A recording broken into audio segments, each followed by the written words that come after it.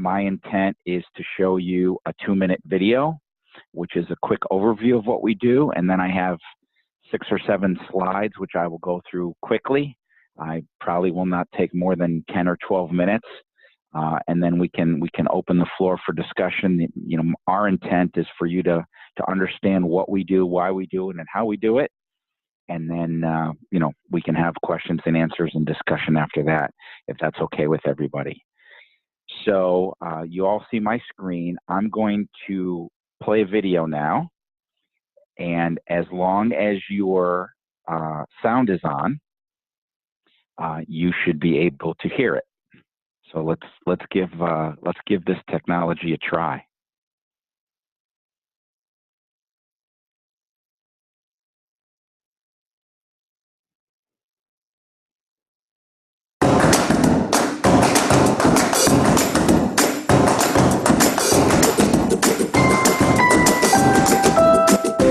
The traditional vaccine model is cumbersome and costly for medical practitioners. This system requires significant upfront capital.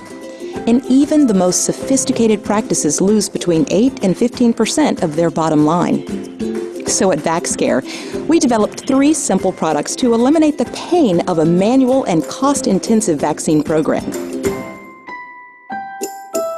First, when you sign up with VaxCare, we count your current inventory and pay you for the value of doses in hand. We call this VaxBuy. And from this point forward, you'll receive automatic vaccines to update your inventory at no cost.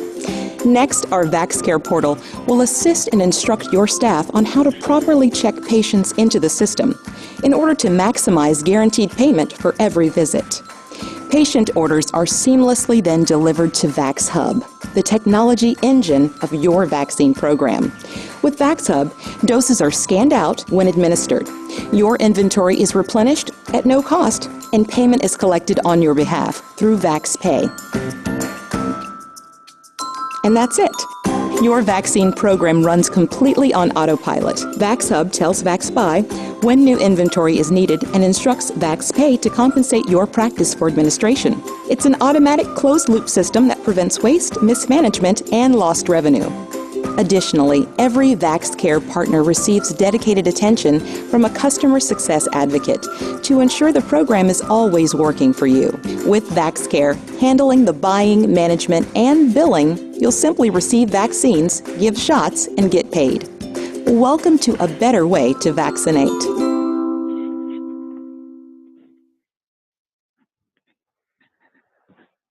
Okay, I trust everybody got to see and hear that. So that's our quick 2-minute overview of what we do.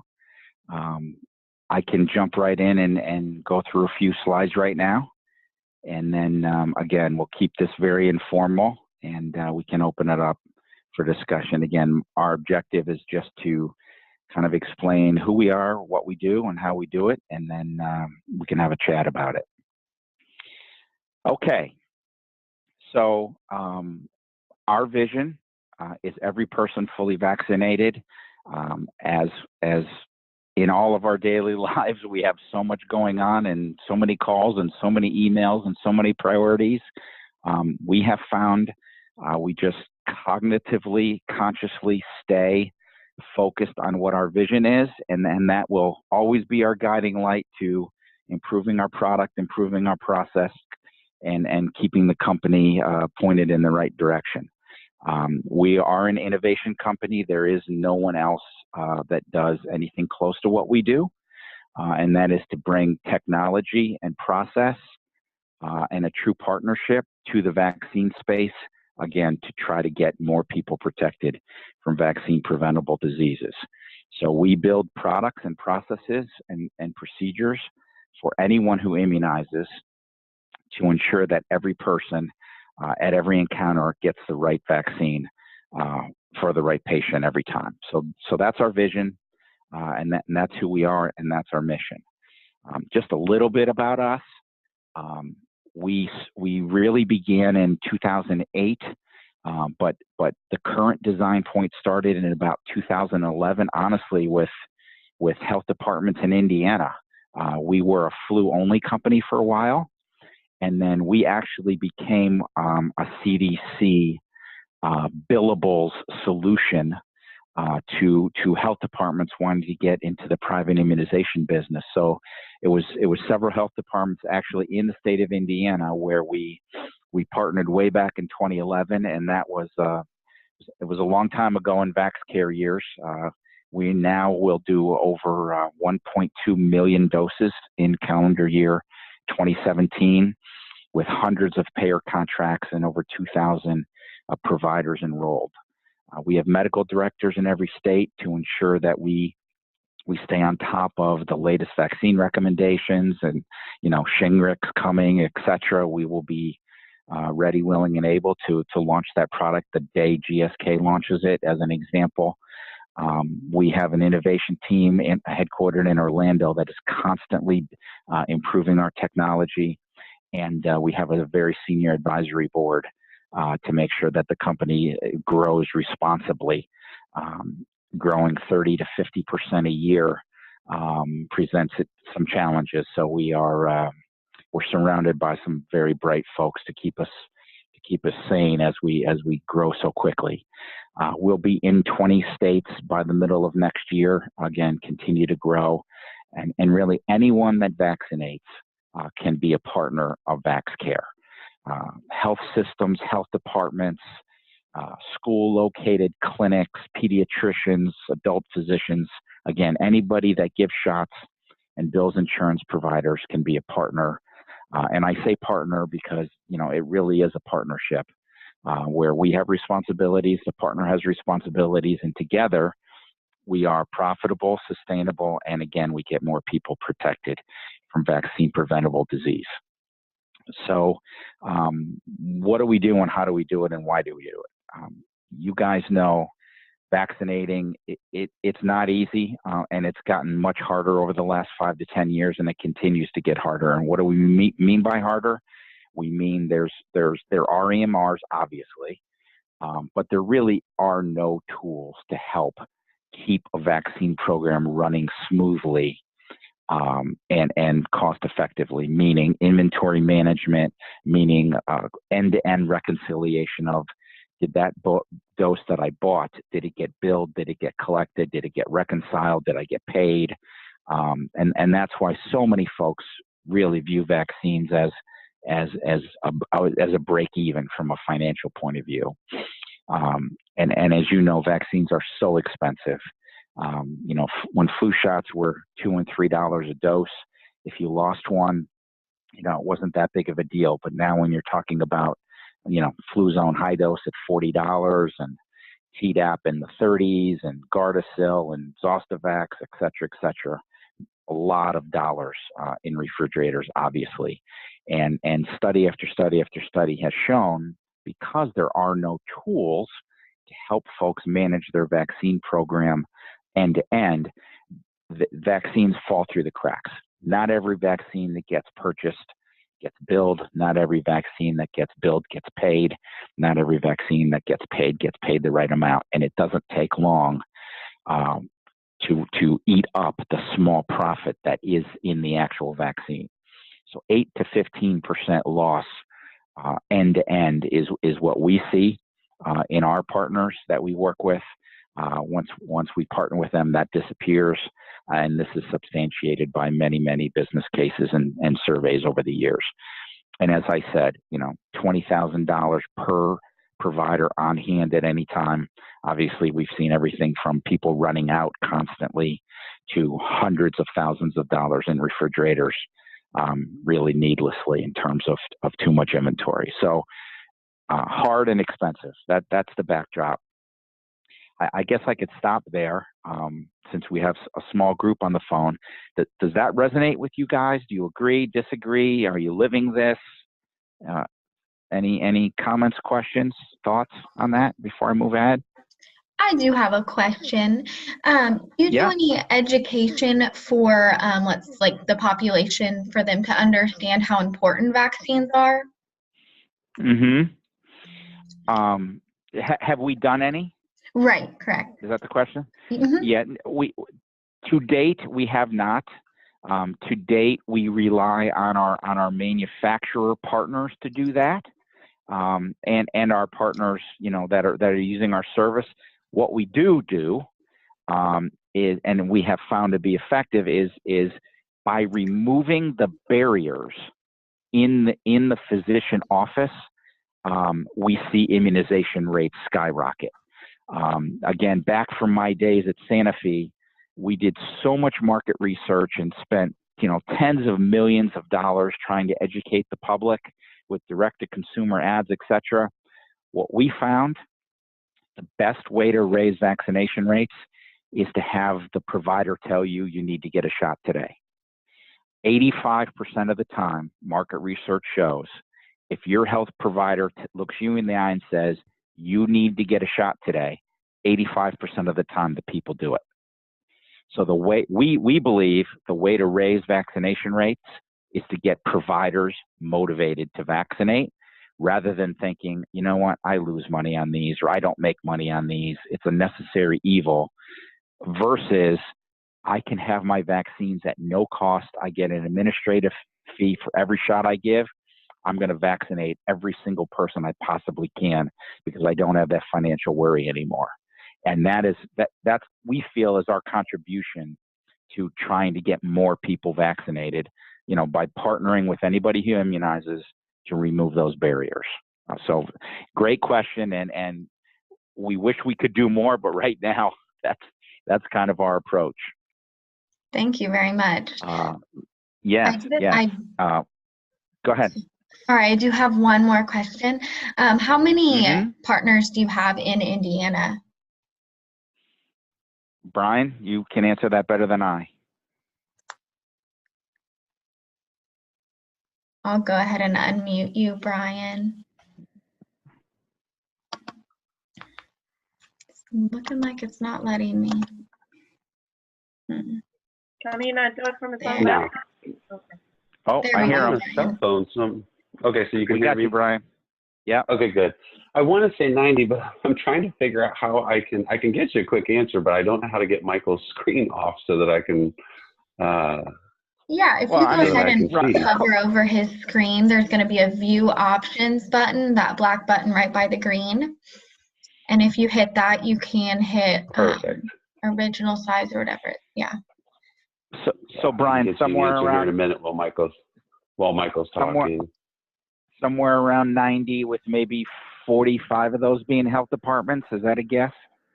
Yeah, that's a good guess, but I can give you an exact answer here. Just Okay. 1 second. I'm almost there. Okay. He's right about the number of health departments. We do almost half of the health departments in Indiana, but I think there's 92 counties, and I think we do about 45 of them. Looks like we have 70 partners currently in the state of Indiana.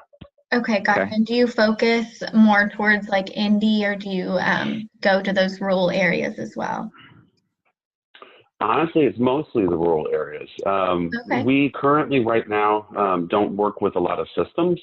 We've got a few systems that we do work with, but that's not really our focus for now. So we work with, like for example, in Indiana or in Indianapolis, in central Indiana, there aren't that many independents. So certain regions have a lot more independent locations, like Evansville has a lot of independents. South Bend has a lot of independents. The whole southeastern portion of Indiana has a lot of independents. So it really depends on where you are. I know Maria's on the phone, and up in her area, there's a good number of independents too. As we grow and learn, we've had some bad assumptions over the years, and one of the assumptions that we made early on was that, only smaller providers would really be interested in this. Larger systems in metropolitan areas probably would not, because they're so big and complicated. So back, from 2011 to 2016, we focused on the more rural, independent physicians. But just in the last 12 to 18 months, we are finding that our assumption was wrong.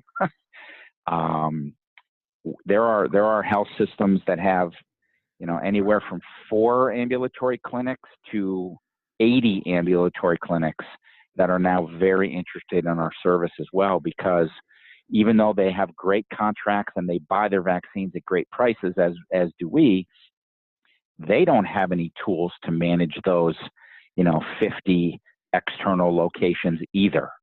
So when we look at the finances, even in large systems, we're realizing that we can help them.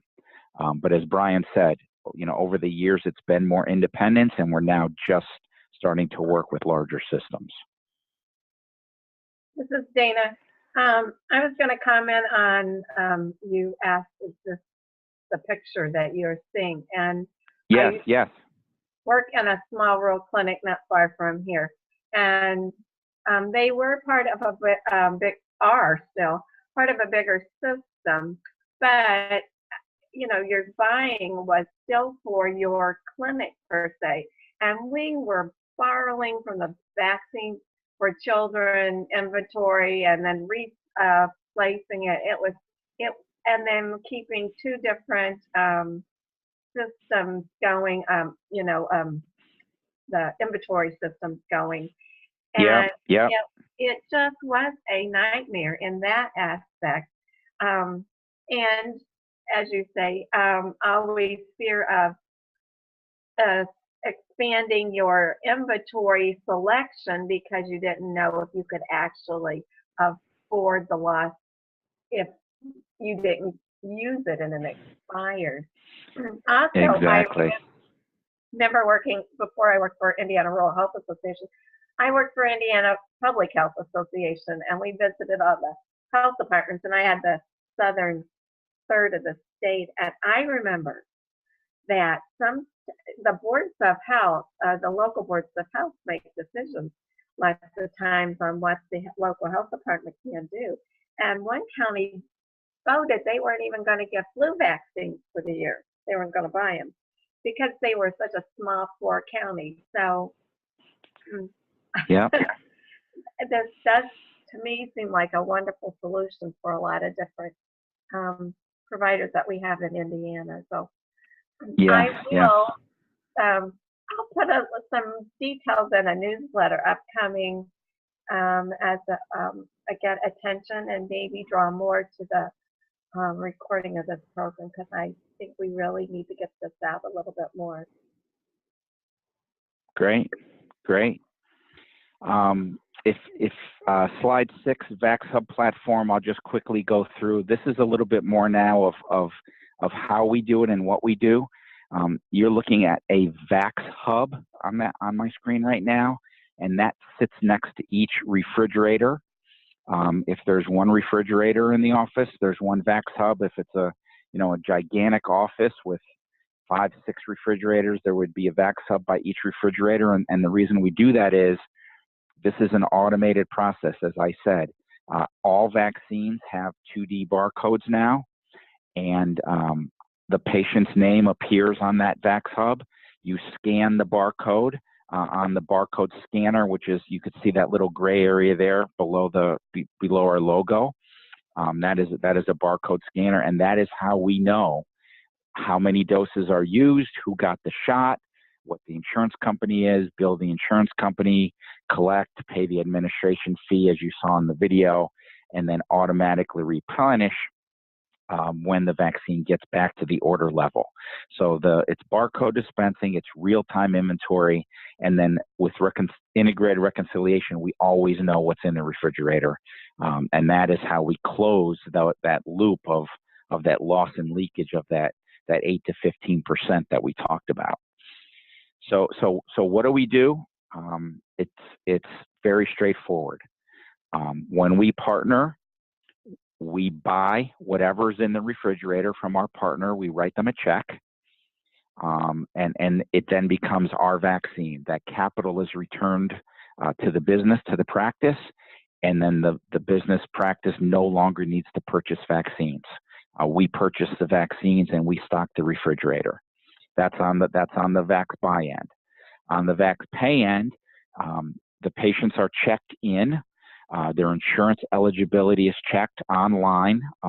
When they're checked in at the front desk, it could be that day, could be the night before, could be walk-ins. However, the workflow is best suited for each office. we ensure that that patient has valid insurance. And once that happens, it literally takes 5 seconds per patient to do that.